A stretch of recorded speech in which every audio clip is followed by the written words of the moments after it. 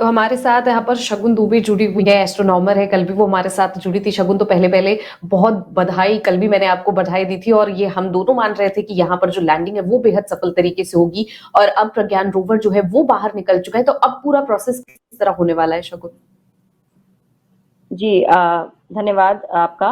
और पहली बात तो पूरे इंडिया की तरफ से सारे न्यूज़ वालों को और इसरो को कांग्रेचुलेशंस, और सारी स्पेस कम्युनिटी को कांग्रेचुलेशंस कि हम इतनी सफलतापूर्वक ये कर पाए।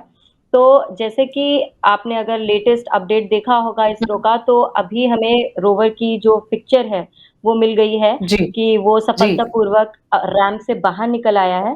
तो ये पूरी प्रक्रिया को लगभग 4 से 5 घंटे लगे। जब जो चाँद की सतह पे जो धूल उड़ी थी वो जब बैठ गई, तो फिर ये धीरे से शाफ्ट खुला और ये रोवर बाहर निकला।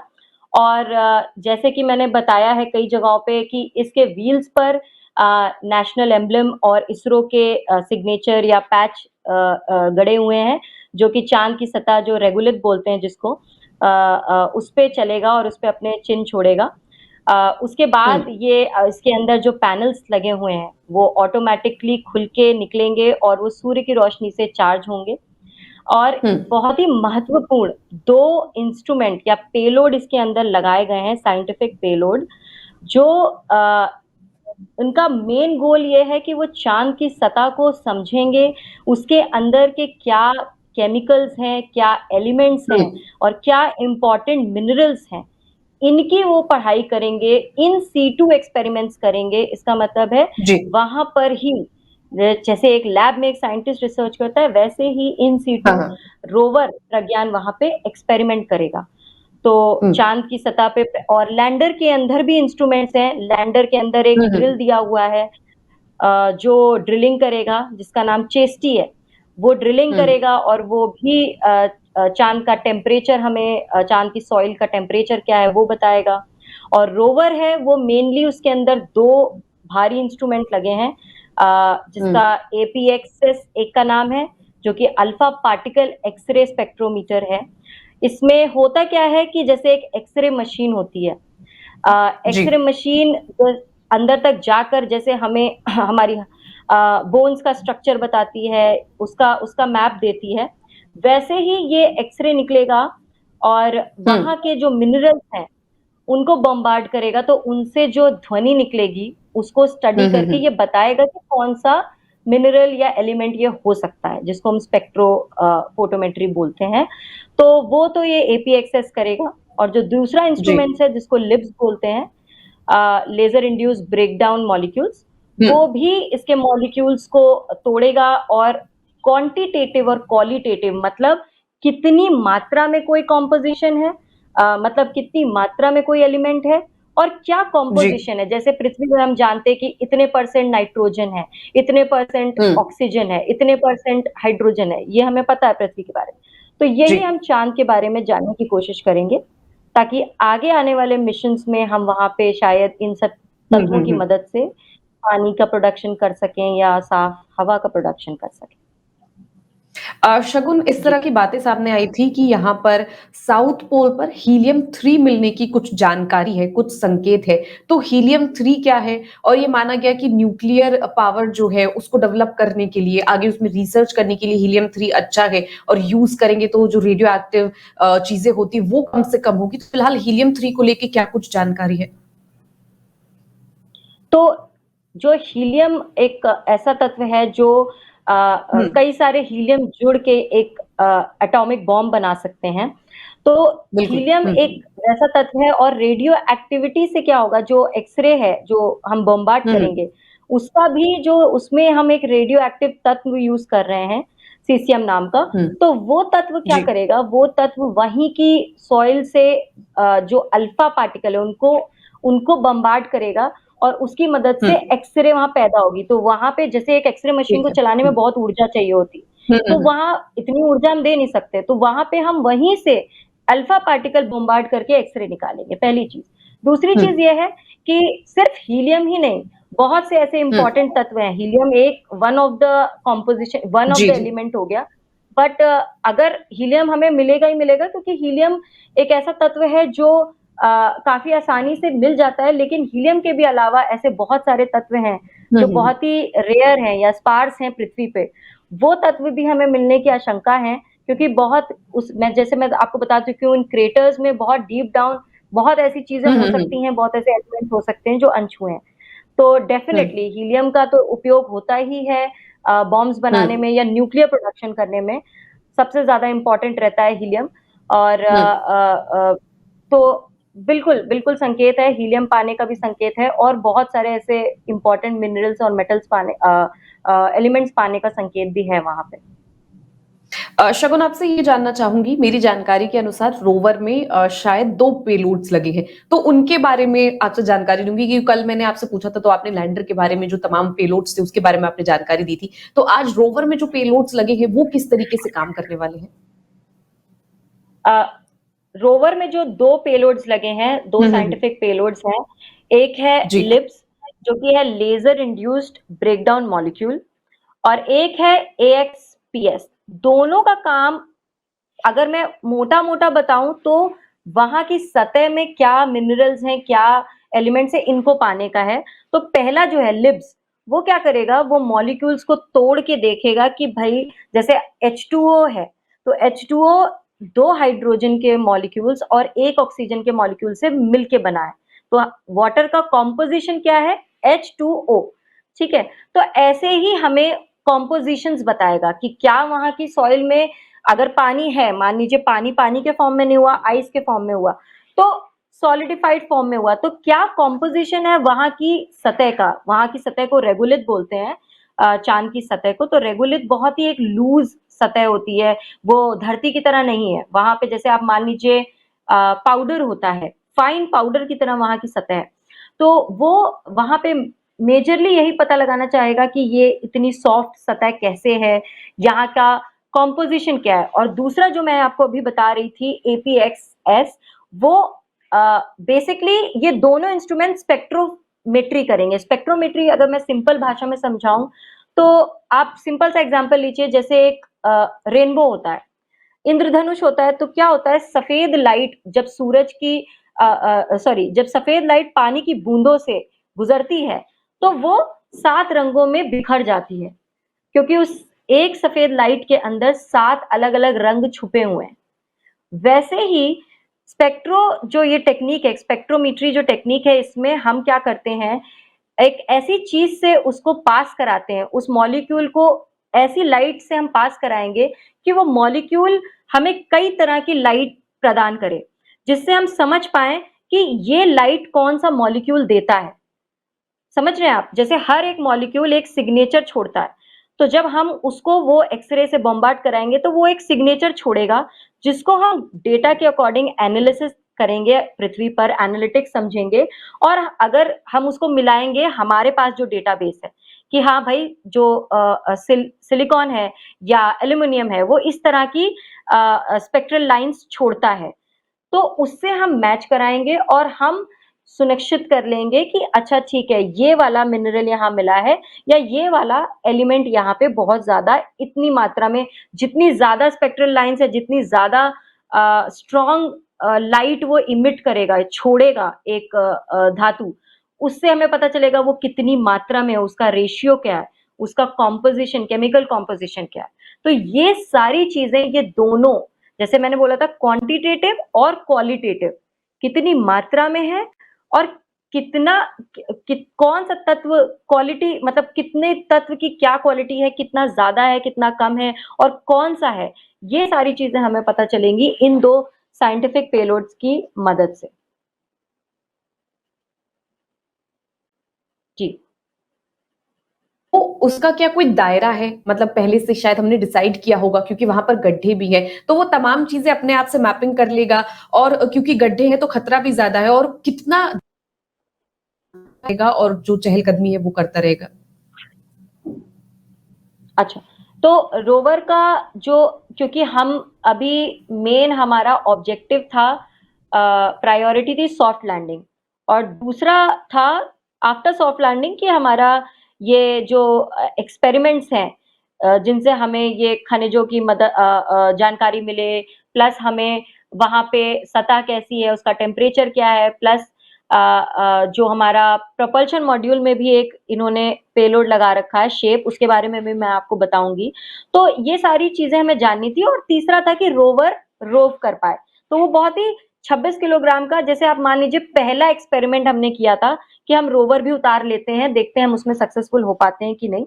तो उसका रेंज बहुत ज़्यादा हमने इस बार नहीं रखा है, 50 मीटर के आसपास की रेंज में ही घूमेगा वो। और बहुत ज़्यादा दूर चला गया तो संपर्क टूट जाएगा उसका लैंडर, कम्युनिकेशन खराब हो जाएगा, इसलिए वो बहुत ज़्यादा दूर नहीं जाएगा। और जो रोवर हुँ। है, रोवर अगर किसी गड्ढे में गिर जाता है तो वो फिर वापस नहीं आ पाएगा, इसलिए वो हुँ, बहुत हुँ, हुँ, हुँ। सेफली लैंडर की मदद से आस-पास हाँ, ही हाँ, हाँ, हाँ। नेविगेट करेगा। ठीक है। और जो शगुन फ़िलहाल जो तस्वीरें लगातार आ रही हैं, उन तस्वीरों का अभी तो फ़िलहाल एनालिसिस किया जाएगा, लेकिन अगर आपने भी तस्वीरें देखी होंगी जो अभी चाँद की तस्वीरें हैं, उनसे क्या कुछ पता चलता है? क्योंकि जो सतह है वो काफ़ी ज़्यादा ऊबड़-खाबड़ नज़र आ रही है, तो क्या रोवर को दिक्कत होने वाली है ज़्यादा? क्योंकि अभी ये कहा जा रहा था कि लैंडर पहले लैंड होगा तो डिफ़िकल्टी है, रोवर एक बार निकल जाएगा तो शायद मुश्किलें खत्म हो जाएँगी, बट जो तस्वीरें पहली आई वो काफ़ी ज़्यादा डिफ़िकल्ट नज़र आ रही है और जो सतह है वो बहुत ज़्यादा ऊबड़-खाबड़ है। जी। अ, तो जैसे कि हमें ये तो पता ही है कि फार साइड जो, क्योंकि जो एक मिशन होता है, जी, जी। कई टाइप के मिशन हुँ, होते हैं। एक अगर मैं सिंपली आपको बताऊँ तो 3 मेजर टाइप के मिशन होते हैं। एक होता है हुँ, ऑर्बिटर या फ्लाई बाय, हुँ। एक होता है हुँ, हुँ, हुँ। इम्पैक्ट। ऑर्बिटर हमें पता है जो कक्षा में इर्द-गिर्द स्पेसक्राफ्ट हुँ, घूमता है। ठीक है। हाँ। इम्पैक्ट होता है जैसे हम कोई मान लीजिए कोई प्रोब या कोई इंस्ट्रूमेंट गिरा देते हैं और जो धूल उड़ती है उसको हम ऑब्ज़र्व करते हैं। और तीसरा होता है ये लैंडिंग मिशन जिसमें हम लैंड करते हैं एक लैंडर को। तो ये हुँ, सारे मिशंस होते हैं। तो अभी क्या है कि ऑर्बिटर की मदद से हमें कई सारी तस्वीरें पहले से हमारे पास थी कि हाँ, यहाँ की सतह जो फार साइड है, जो साउथ पोल हम इसको बोल रहे हैं, बट एक्चुअली फार साइड, ये स्पेस में देखिए हर चीज़ रिलेटिव होती है, कुछ भी ऊपर या ठीक नीचे है। नहीं हाँ, होता। हाँ, हाँ, पृथ्वी बिल्कुल। के रिस्पेक्ट में वो क्या है, वो हमने साउथ पोल उसको बोल दिया। तो वहाँ हमें हाँ, फार साइड का पता था कि बहुत ज़्यादा गड्ढे हैं, बहुत मतलब नियर साइड से भी वहाँ बहुत ज़्यादा गड्ढे हैं, क्योंकि नियर साइड बोला जाए कभी-कभी पृथ्वी की वजह से बच जाती है। हुँ, वहाँ एस्टेरॉइड्स थोड़ा-सा कम पहुँचते हैं, एक ये रीज़न हो सकता है। दूसरा रीज़न ठीक है। पीछे की साइड ये है कि वहाँ कोई प्रोटेक्ट करने के लिए नहीं है, और जैसे चाँद की जो एटमॉस्फियर है, वायुमंडल है, वो हुँ, बहुत पतला है। तो वहाँ पे जो एस्टेरॉइड है वो जल भी नहीं पाते हैं, वो सीधा आके इम्पैक्ट करते हैं और गड्ढा क्रिएट कर देते हैं। तो ये हमको हुँ, कहीं न कहीं पता था और इसीलिए हमने ये सारी प्रोग्रामिंग इसीलिए की थी एल्गोरिथम की। अगर मान लीजिए लैंडर को लग रहा है नीचे बहुत ही गंदा हिली एरिया है या बोल्डर्स हैं, तो भई हम 100 या 150 मीटर शिफ्ट होके डिफ्लेक्ट हो सकते हैं। तो अभी रोवर को भी इसी तरह से डिज़ाइन किया गया है, क्योंकि हमें पता है अभी जो तस्वीरें आई हैं उसमें मैं देख पा रही हूँ कुछ हुँ। आस-पास बहुत बड़े क्रेटर्स दिख रहे हैं, जी, बट जी, वो जी। काफ़ी बड़ा एक एरिया है जो पिक्चर आई है, क्योंकि वो पिक्चर अभी जो हमें जब हुँ, लैंडर हुँ। ऊपर था, तो जो लेज़र हज़ार्ड कैमरा था उसने खींच के भेजा, तो वो हमें थोड़े से ऊपर की सरफेस की है। अभी जस्ट डायरेक्ट लैंडर से हमें पिक्चर्स नहीं मिली हैं। तो वो हुँ, उन पिक्चर्स को देख के हम बता सकते हैं कि हाँ, आस-पास काफ़ी गड्ढे हैं, बट दूरी ठीक काफ़ी है। हाँ। ज़्यादा होगी उन गड्ढों से, तो अभी हुँ, थोड़ा-सा सेफ जगह पे हैं हम, तो रोवर इतना ज़्यादा दिक्कत नहीं करेगा। और बहुत धीमी स्पीड है रोवर की, बहुत ज़्यादा तेज़-तेज़ वो नहीं जाएगा। तो हुँ, होपफुली बस एक ठंड से हमें बचाना है अपने इंस्ट्रूमेंट्स को कि हुँ। होपफुली उसको इतनी सूर्य की रोशनी ज़्यादा से ज़्यादा मिल जाए, ताकि वो ठंड से खराब ना हो जाए। 2 दिन का वो हुँ, विंडो हुँ, टाइम हुँ, हुँ। हमने लिया हुआ है, जी, 2 जी, दिन जी। मतलब 28 दिन, 28 हुँ, चाँद के दिन, हुँ। कि डेटा अगर हमें 2 दिन हमारे इंस्ट्रूमेंट्स टिक जाते हैं, तो हमारे पास इतना ज़्यादा डेटा होगा कि कमाल हो जाएगा। अ शगुन आपसे एक सवाल पूछना चाह रही हूँ कि यहाँ पर जो रोवर, लैंडर और प्रोपल्शन मॉड्यूल ये तमाम चीज़ें जो गई हुई हैं, जब 14 दिन खत्म हो जाएँगे, उसके बाद ये तमाम जो चीज़ें हैं, वो क्या करेंगी? क्योंकि ये वापस तो नहीं आ सकती अब। तो अब ये वहाँ पर 14 दिन खत्म होने के बाद क्या इनका कनेक्शन फिर भी इसरो से रहेगा? जी, जैसे कि जो लैंडर और रोवर का मिशन है वो 14 है, 1 लूनर डे का है। और जो हुँ, हुँ। हमारा स्पेसक्राफ्ट प्रोपल्शन मॉड्यूल है, जिसका काम था इसको लैंडर को छोड़ने का कक्षा में, वो जो चाँद के ऊपर हुँ, अभी इर्द-गिर्द घूम रहा है, उसका 6 महीने के आसपास का इन्होंने मिशन टाइम तय किया हुआ है। ठीक है। तो हाँ। वो उसके अंदर भी एक पेलोड लगाया हुआ है, जिसका नाम है शेप। हुँ, शेप बड़ी इंटरेस्टिंग चीज़ करने वाला है। शेप क्या करने वाला है, जो वो पृथ्वी को घूर रहा है, वो पृथ्वी को देख रहा है। तो पृथ्वी से हुँ, बहुत सारी ऐसी चीज़ें होती हैं बहुत सारी ऐसी रेज़ होती हैं, जो नॉर्मल ह्यूमन आइज़ को नहीं दिखती हैं। जैसे इंफ्रारेड हाँ, या हाँ। यूवी रेज़, जी, बट वो जी। निकल रही हुँ। होती है एक गर्म धातु से या हुँ, हुँ, हमसे भी हम भी इंसान भी वो रेज़ छोड़ रहे होते हैं, जो शायद नॉर्मल विज़िबल लाइट में आप नहीं देख पाएँगे। तो वो चाँद हुँ, सॉरी पृथ्वी जो है वो रेज़ छोड़ रहा है, वो वेवलेंथ छोड़ रहा है, तो वो सिग्नेचर बना रही है हुँ, स्पेस में अपना खुद का। तो शेप क्या कर रहा है, उस सिग्नेचर को रीड कर रहा है, अपने अंदर पूरा हुँ, प्रोग्रामिंग कर रहा है और फीड कर ले रहा है कि ये पृथ्वी है, ठीक है। पृथ्वी में जीव-जंतु रहते हैं और पृथ्वी से ऐसी लाइट निकल रही है। अब वो क्या करेगा, हुँ, पूरे यूनिवर्स को स्कैन करेगा, जितनी उसकी कैपेबिलिटी है, जितना उसका रेंज है, वो पूरी ठीक जगह है। हाँ, देखेगा चारों तरफ और देखेगा क्या कोई ऐसा ग्रह है जिससे सेम तरह का सिग्नेचर बन रहा है। तो एक्सोप्लैनेट हुँ, जिसे बोलते हैं, मतलब कोई और प्लैनेट जिस पे लाइफ हो सकती है, हैबिटेबल, उसको खोज रहा है। तो उसकी 6 महीने की हुँ, लगभग हमने लगा रखी है और जो हमारा चंद्रयान 2 से ऑर्बिटर गया था, वो तो घूम ही रहा है, वो हमको परमानेंट डेटा दे रहा है। तो क्या होता है, हर हाँ, मिशन की एक लाइफ होती है और उसके बाद ये हाँ, जंक बन जाता है। जब खराब हो जाता ओके। है या हाँ, उसकी लाइफ पूरी हो जाती है, तो उसको स्पेस जंक बोल देते हाँ, हैं और वो स्पेस में ही हुँ। नष्ट-नाबूद हो जाता है और खराब हो जाता है, फिर उससे हमें डेटा आना बंद हो जाता है। तो इसको हम स्पेस जंक बोलते हैं हुँ, हमारी एस्ट्रोनॉमी की भाषा में। तो हुँ। वो स्पेस जंक बन शगुन आपसे जाएगा। मुझे पूछना चाह जी। रही थी कि यहाँ पर जो अमेरिका है, ऐसी खबरें आई कि अगले साल वो ह्यूमन्स को साउथ पोल पर भेजने की लगातार कोशिश कर रहा है। तो इसमें इसरो कितनी मदद करने वाला है? क्योंकि मेरी जानकारी के अनुसार अब कोई भी साउथ पोल पर जाएगा तो उसे इसरो से जानकारी लेनी पड़ेगी क्योंकि हम अब पहले देश बन चुके हैं। जी। देखिए जो नासा है वो आर्टेमिस उनका जो मिशन है, वो भेज रहे जी। हैं वो चाँद पे जिसमें साउथ हुँ, पोल पे ह्यूमन्स जाएँगे। देखिए मैं एज़ साइंस कम्युनिटी से बिलॉन्ग करती हूँ, मैं ये नहीं बोलूँगी कि सिर्फ़ इसरो ही सारा डेटा देगा, नो डाउट अब इसरो को वो अ, इम्पोर्टेंस ज़रूर देंगे, ज़्यादा देंगे क्योंकि हम हुँ, लैंड हुँ, कर चुके हैं, हमारे पास जो डेटा है हुँ, वो डेफ़िनिटली यूज़ करेंगे।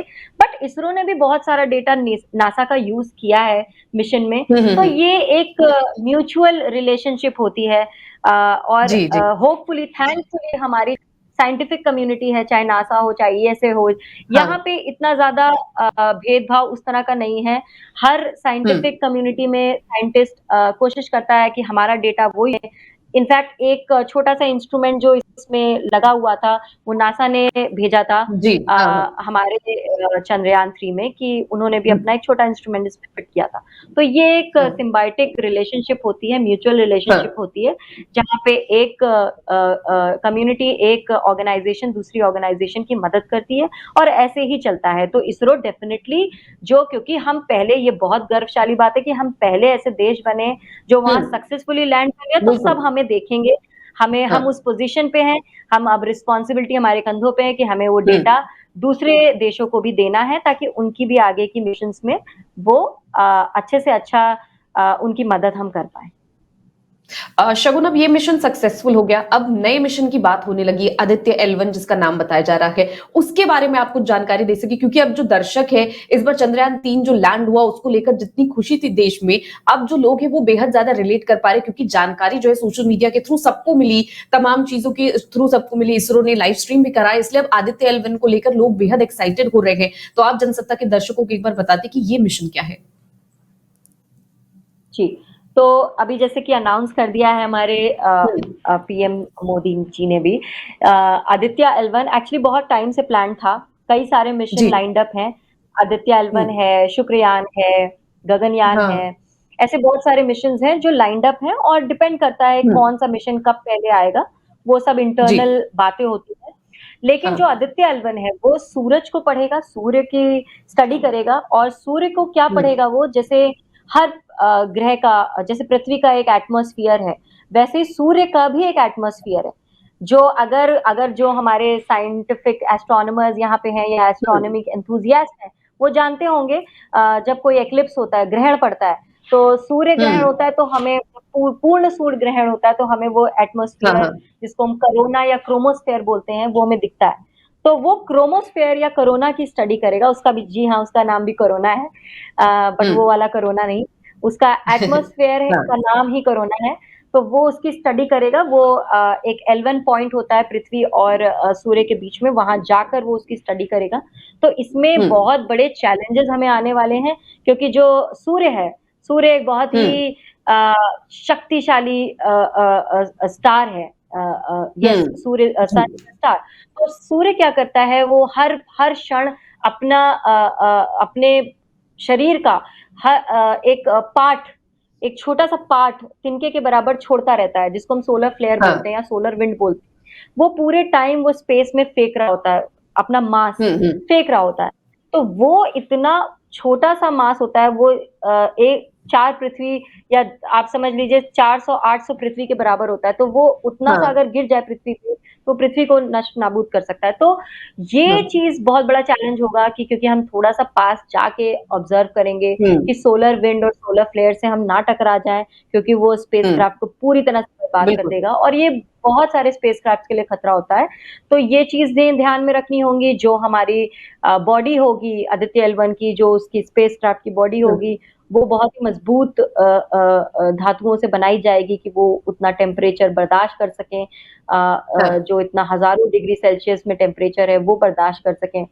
तो ये सारी चीज़ें हैं और जो हमें अभी कॉन्फिडेंस मिला है चंद्रयान-3 के हुँ, सक्सेसफुल मिशन से और पूरा चंद्रयान-3 ही बिल्कुल। नहीं, 1 ने हमें हाँ, पानी की खोज करवाई, पहले हम ऐसे देश हाँ, बने जिसने पानी की खोज की, दूसरे ने हमें ऐसी तगड़ी सबसे वर्ल्ड का आपको मैं बता दूँ वर्ल्ड का सबसे best resolution camera on board है चंद्रयान-2 पे, जिसने हमें इतनी हुँ, तगड़ी फ़ोटो खींच के दी और चंद्रयान-3 जिसने हमें सॉफ्ट करके दी। तो ये इतना हुँ, सक्सेसफुल हुआ, तो सन के भी, सूर्य के भी ऐसे मिशंस आते रहेंगे। आदित्य एल-1 वो पहली कोशिश है कि हम सूर्य को स्टडी करें, उसके बारे हाँ, में हमारे पास अभी कोई ऐसा मिशन नहीं है जो सूर्य को बिल्कुल, पढ़ता हो। हाँ, हमारे पास वेदर सैटेलाइट्स हैं, हमारे पास कम्युनिकेशन सैटेलाइट्स हैं, अब तो चाँद के हाँ, भी सैटेलाइट्स हो गए, लैंडर हो गया, बट ये चीज़ नहीं है, तो वो करेगी। तो अपने आप में ये भी एक बहुत बड़ा इसमें हर एक हमारी जो मुकाम हम पाएँगे वो रिकॉर्ड ब्रेकिंग हुँ, ही होगा।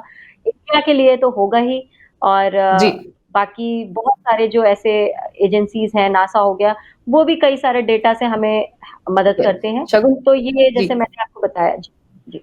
हाँ। शगुन मेरा आखिरी सवाल है आपसे, यहाँ पर जो लैंडिंग है, इससे पहले भी जो चेयरपर्सन उन्होंने कहा था कि कई सारी ऐसी चीज़ें जो खराब हो सकती हैं, लेकिन फेलियर को वो कम करके लैंड कर लेगा। लेकिन ताज्जुब वाली बात ये रही कि कुछ भी खराब नहीं हुआ, बेहद ज़्यादा स्मूथ लैंडिंग हुई क्योंकि हम सबने वो तस्वीर देखी। तो वो बहुत बड़ी तस्वीर थी और विदेशी मीडिया के लिए ये तस्वीर बहुत बड़ी क्योंकि हमने साइकिल से शुरुआत की थी, आज चाँद तक पहुँच गए।